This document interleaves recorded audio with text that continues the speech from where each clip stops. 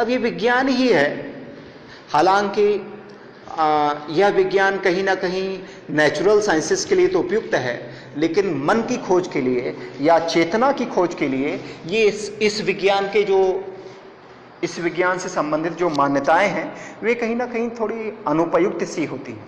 अनुपयुक्त सी कैसे होती हैं? जैसे कि इस विज्ञान के अनुसार क्या होगा, इस विज्ञान की क्या क्या समस्याएं हुई, जरा उस पर एक बार हम लोग बात कर लें। जैसे कि कभी यह माना जाता रहा है कि नदी में भी चेतना होती है, नदी में भी चेतना होती है, माना जाता रहा है इस देश में, है ना। तो पत्थरों में भी चेतना मानी जाती रही है, माना जाता रहा है कि पत्थर में भी भगवान हो सकते हैं, माना जाता रहा है कि विशेष अगर हमने आकृति बना ली तो उसमें भी भगवान हो सकते हैं। उसके कारण होता क्या था? उसके कारण ये होता था कि लोग उससे जुड़ाव रखते थे, प्रकृति से, अपने नेचर से, है ना, नदियों से, ठीक है, या सूरज से।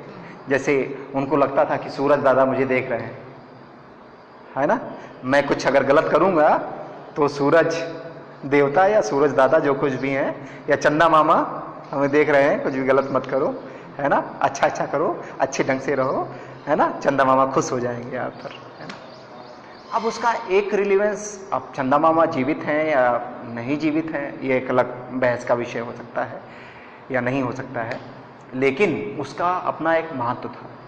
महत्व इस रूप में था कि लोग चंदा मामा से जुड़ाव रखने के कारण, सूरज दादा से जुड़ाव रखने के कारण, जो वे मूर्तियां बनाते थे उससे जुड़ाव रखने के कारण अपनी प्रकृति से वे नज़दीकी से जुड़े रहते थे। और उस जुड़ाव में क्या होता था कि उनकी भावनाएं कहीं अधिक संतुलित होती थी।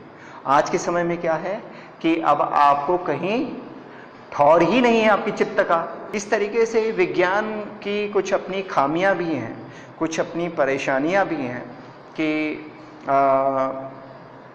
हम कैसे चीज़ों को मानते हैं, कैसे चीज़ों को जानते हैं, और उसके कारण कुछ विशेष तरह की समस्याएं उत्पन्न हुई हैं। प्रकृति से हमारा जुड़ाव खत्म हुआ है, भावनात्मक असंतुलन उत्पन्न हुआ है, और हमारे जीवन में कहीं ना कहीं एक इस तरह का बोध, इस तरह की परेशानी उत्पन्न हुई है जिसमें कि हम लगातार भाग रहे हैं, है ना, और लगातार हम ये सोच रहे हैं कि हम कितनी चीज़ें प्राप्त कर लें, कितनी चीज़ें देख लें, कितनी चीज़ों पर अपना नियंत्रण स्थापित कर लें, है ना। और अब उस नियंत्रण से अपना तो नियंत्रित है नहीं, बाहर सब कुछ नियंत्रण में कर लेना चाहते हैं, पूरी देश दुनिया पर नियंत्रण स्थापित कर लेना चाह रहे हैं, प्रकृति पर नियंत्रण स्थापित कर लेना चाह रहे हैं, सूरज को रोक देना चाह रहे हैं, चंद्रमा को विशेष तरीके से कर देना चाह रहे हैं, मंगल पर कर देना चाह रहे हैं।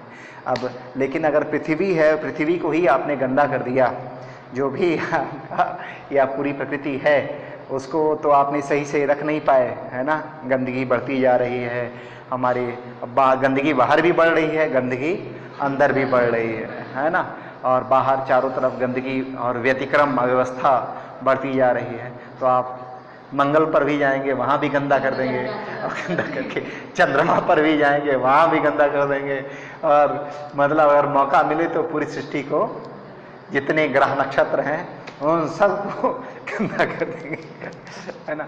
अब इसके विषय में बड़ा व्यापक और भी बहस हो सकती है।